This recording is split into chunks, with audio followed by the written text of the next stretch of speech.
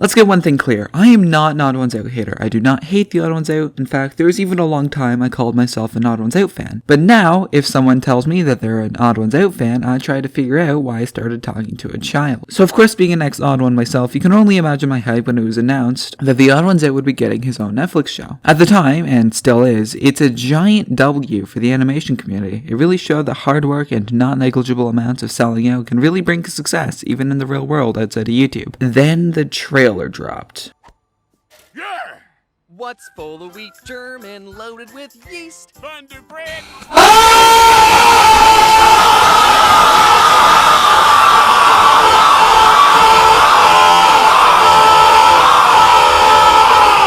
All my hype died on the spot. Oh, so the Odd1Sout made a kids show, I thought. Yeah, I didn't have high hopes after we started getting information. I kind of brushed it off after the trailer, but it's finally here. Oddballs. So I sat down, I swallowed my pride, and I hit play. It went something a little like this.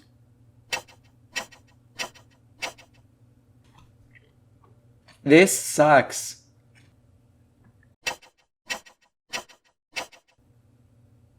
Did I just laugh at this? Dear God, what have I become?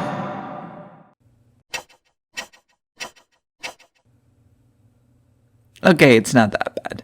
So the show was a roller coaster, to say the least. Not really a roller coaster, actually, more like a growth chart. The first couple episodes, episode 1 in particular, are rough to get through. As with most things, it gets better over the episodes, but I think the main problems the show has are James the Odd1Sout's lack of voice acting experience outside of YouTube, and the dialogue.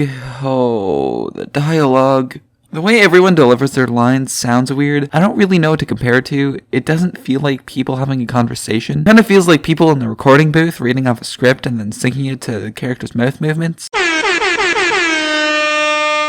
I have a couple gripes about the dialogue. One is obviously nobody talks like that. It's honestly strange how they found their momentum as the episodes went on. Like, did they make episodes one after another? If you're not familiar, that's not normally how seasons of television, especially animated shows, are produced. Ironically, Odd1Sout talked about this in a video, The Animation Pipeline. Normally whole seasons get produced at once, but the way the show seems to steadily increase in quality, it honestly feels like they would at least write and voice act the episodes sequentially, learning from their mistakes each time. Now, does the writing or voice acting ever get good, like up to the standard of other ongoing cartoons? Well, no.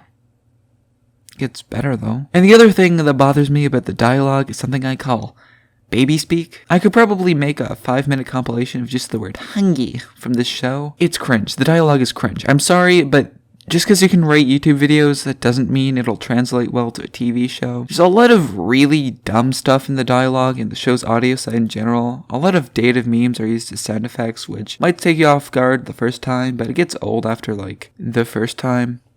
I will admit this one got me, though. You're right, this thing sucks.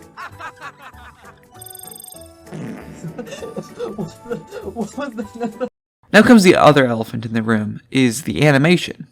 Now, the show comes from somebody whose videos used to be a slideshow of PNGs. You might be surprised to hear I actually really enjoy the animation. All the colors are nice and vibrant enough to keep my ape brain entertained. And the Odd1Sout art style, to me at least, makes the transfer to 24 frames per second really well, actually. All the characters are so expressive, and there's a non-zero amount of action scenes that actually look great. There's also a ton of background sight gags that got me a lot more than the actual jokes. Jokes is kind of a stretch considering it's tagged to comedy. Huge props to the animation team, honestly. It's a shame everything else about it is so what about the actual substance of the show? The meat and potatoes, the creamy center. It might surprise you to hear, and slight spoiler warning I guess, that this show has a plot. So the plot kicks off with the interaction of Echo around episode 3, the Hermione to the main duo of James and Max the alligator. I didn't explain the alligator. He's an anthropomorphic alligator. She's a cyborg girl from the future who came back in time to eat food because all the food in the future sucks. She reveals that this is because of an evil scientist who did something vague that made all the food suck, and spoiler warning, in the very last scene of the season, this is revealed to be James, which in my opinion was still a better twist villain than any Disney property. That was his take. When he created a ventral toaster in episode 1, So the show does this thing that I love in a lot of other shows like Rick and Morty Season 1, Steven Universe, even Adventure Time, where on the surface it seems like an episodic show that doesn't really connect to each other. Format great for television as the channels can play any given batch of episodes without getting confusing for the average viewer. But as the show goes along, you start to notice returning characters and even continued plot threads from other episodes. It's actually a pretty neat idea. Now, does this plot it threads out make any sense? The plot, as well as like 3 episodes, revolves around food, as I mentioned. I don't know if I just kind of noticed that food was a central theme for some reason. Transition. So the characters, specifically the secondary characters. A big pet peeve of mine about the show is that there was like one character for any given character type, regardless of logic. You need an employee, goth unicorn girl. You need any kind of rule enforcer, the rock lady. You need a teacher, it's the fly man. You get the drift. And then something I noticed about a lot of the characters is that they're all anthropomorphic animals. I think that's because TheOdd1Sout's is a furry. This is explained by the town apparently being a hotspot for unethical science. Max and James's parents are scientists, which is only really used as a plot device, literally. It's exactly how you'd expect science to be in a cartoon. It's... I mean, how did you get to be so small? A shrink ray, a doy. But speaking of his parents, is it weird to anyone else that this 12-year-old boy, and really all of the child characters to be honest, are voiced by adults with like no change?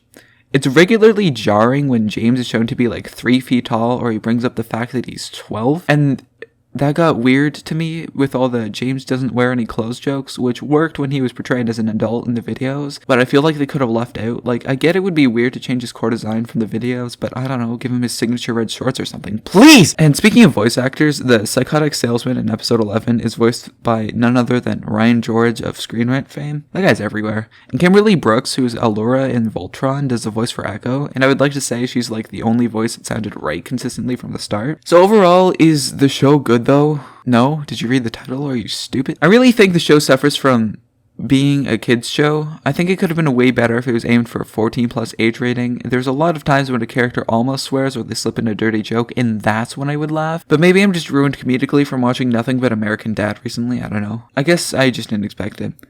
So even though animation helps it a lot, I can't really give this show more than a 4 out of 10. I'm sorry, James. You fell off.